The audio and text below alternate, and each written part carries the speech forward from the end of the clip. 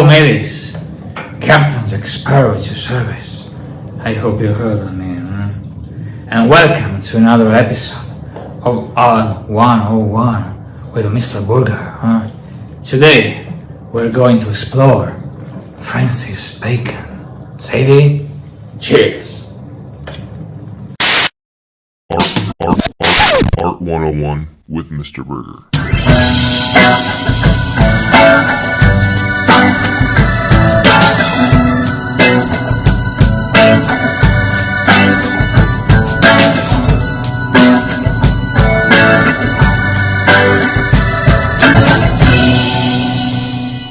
Hey scholars, welcome back to Art 101 with me, Mr. Burgher. I'm a professional artist and a master educator attempting to provide you with the best in art historical content. If you like this video, please do me a big favor. Try to interact with it, like, share, follow, all of those fun things.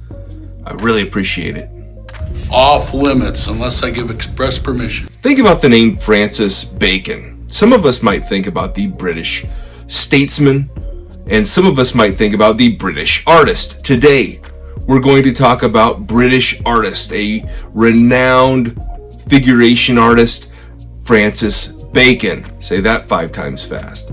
And we're gonna get into the trenches and look at what really makes Francis Bacon tick, his work, his legacy, so forth. Before I get too far, I've got to say thank you to my buddy Jack Sparrow for the kind introduction. Now we can move forward now that I've digressed all the way back. Now let's go forward. Francis Bacon. As we look at the self-professed, self-taught artist Francis Bacon, it is important to remember that he is the exception to the rule. It is not typical for an untrained artist to become as successful as Bacon has, but it was a far from easy beginning. Any of you guys call me Francis, and I'll kill you. He was born in Dublin, Ireland to English parents. His dad was in Ireland working on a thoroughbred racehorse ranch, and his mother was from a well-to-do family and looked after Francis and his 2 brothers and 2 sisters. As a little guy, he was sensitive to the environment with severe asthma and allergies to dogs and horses and pretty much everything around him. And at that time, the primary medication for his asthma was morphine. At any rate, as a little guy, he liked dressing up and had a somewhat effeminate manner about him that did not please his dad at all. And this would kind of set a trend that would go throughout his life. At any rate, fast forward a little bit. During World War I, the family moved to London, England. Eventually, they would return to Ireland, but the country was in a complete panic due to the War of Independence and the Irish Civil War, and their family was very much involved in all this conflict. So in his young life, there was a lot of conflicts that surrounded his upbringing. And it was at the age of 16, after a long period of conflict with his father, that Francis would leave home for London, eventually moving to Berlin, and then the center of the art world of the time, France. Yeah. France! That's right, Paris, France. At an exhibition of 106 drawings by Pablo Picasso in 1927, Francis Bacon became inspired to become a studio artist. And he gives full credit to Picasso for his inspiration to go down this career path. Of course, he was also influenced by the likes of Rembrandt van Rijn, Michelangelo Buonarroti, Vincent van Gogh, various photographers, film, current events, as well as art history in general. At this time, he was working doing some interior design and furniture design type work, but the inspiration was set in his mind that he wanted to paint. After about 10 years of work, his career really took off in the 1940s, when he made 3 studies for figures at the base of the crucifixion in 1944 and received praise by art critics. For this work, his career really took off. Francis Bacon was very much influenced by the surrealistic and Dada artists of his time. He loved the uniqueness of the work and he wanted to embed that into his work as well. The thing is, I've always hoped to put over things as directly and rawly as I possibly can. And perhaps if a thing comes across directly, they feel that is horrific. Yes. Because if you say something, even if you say something very directly to somebody about something, they are sometimes offended, although it is a fact. Mm-hmm. Because people tend to be offended by facts, or what used to be called truth. Yeah, well, that's just like your opinion, man. One example of this surrealistic influence, as well as the influence of art history, is a work that he created based on Diego Velàsquez's portrait of Pope Innocent X. Bacon was a huge fan of Velàsquez's work. In this work, Study After Velàsquez's portrait of Pope Innocent X, he completely reworks the painting, and I absolutely love it. And this is the style of his work of the time, and in 1953, he was in deep and constant production of art. Although he really didn't like most of it, but also didn't like this one. So you use existing photographs that you've come across, like Yes. there's in my book. Yes. And then you use photographs like this, which you've had taken in order to paint from, Yes. instead of getting a model to come and pose. I have, yes. In fact, even from friends who will come and pose, I've had their photographs taken for portraits because I very much prefer working From the photographs. from the and them. photograph than from them. But then you've also used photographs of works of art. Well, I have, and I think most unsuccessfully, because I think it's already so remarkable that there's absolutely really nothing to do about it, but I used it out of obsession. I don't think that any of these things that I have done from other paintings actually have ever worked.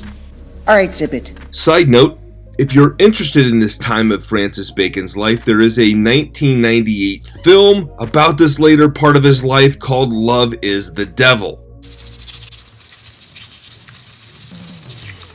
We can also see elements of art historical reference. For example, this work that was very much influenced by this portrait of Vincent van Gogh. And in true Francis Bacon style, he kind of warps and distorts things to fit his narrative.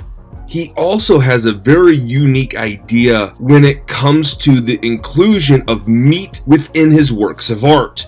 It's true that when you go into a butcher's shop, you see the beauty of the meat, how beautiful meat can be, but when you think about it also, you can think of the whole horror of life, of one thing living off another, and the natural pattern of life.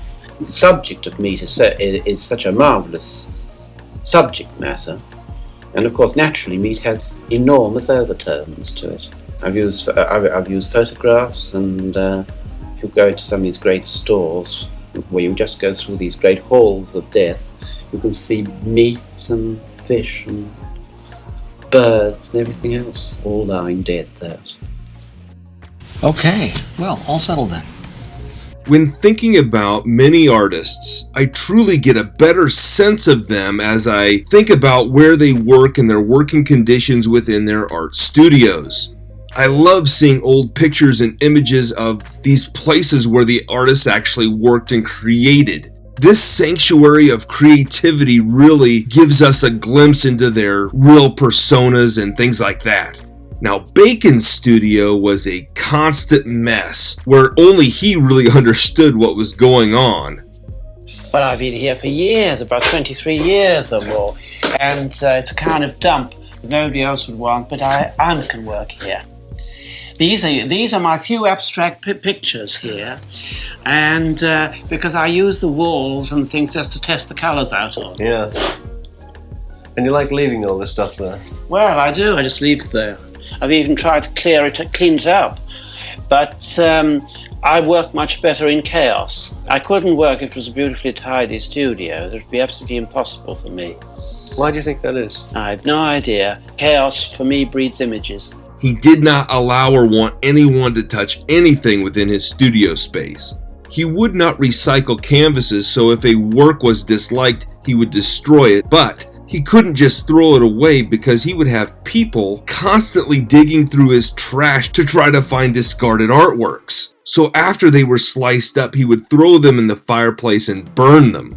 I feel like I've created more stress. Bacon was a very conflicted man. Because of his sexuality, he was looked down upon by his family members, he was ridiculed, he had a hard time with being accepted and being open to genuine acceptance. Throughout his life, he had loved and he had lost. One of his lovers had committed suicide right before one of his big shows, and he just continued as if nothing really happened. And he was a very complex man, and he always had his guard up. We can look at him like he was a jerk, but at the same time, we need to have some empathy because of his life situation, and the things that he dealt with were really kind of difficult things to deal with, to be quite frank.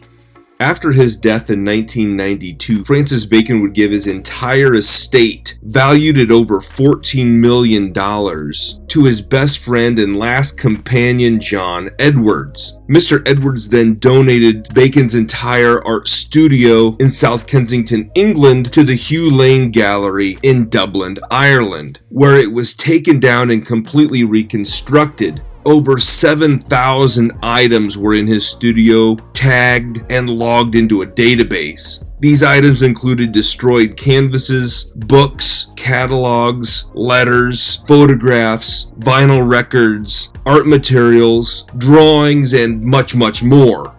Don't you have any respect for yourself? A somewhat misunderstood artist, a very complex artist, a very complex man, but one who created an innovative way of going forward to accomplish his goals and dreams.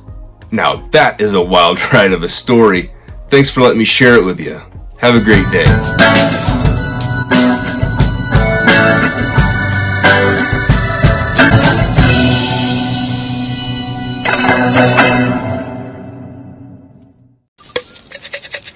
You'll season it.